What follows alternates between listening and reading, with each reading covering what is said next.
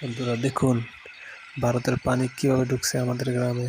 দেখুন কী অবস্থা, খুবই ভয়াবহ অবস্থা।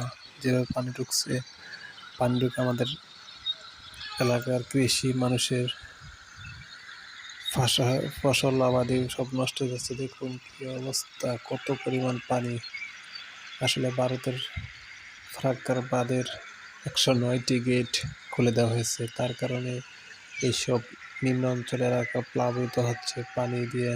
দেখুন কী অবস্থা, খুবই খুবই মর্মান্তিক দুর্ঘটনা।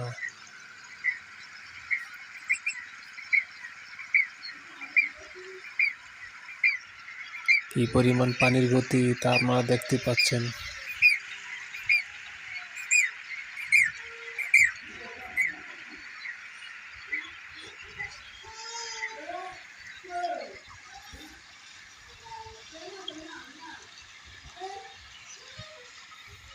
অস্থিরভাবে পানি ঢুকছে এসব এলাকায়।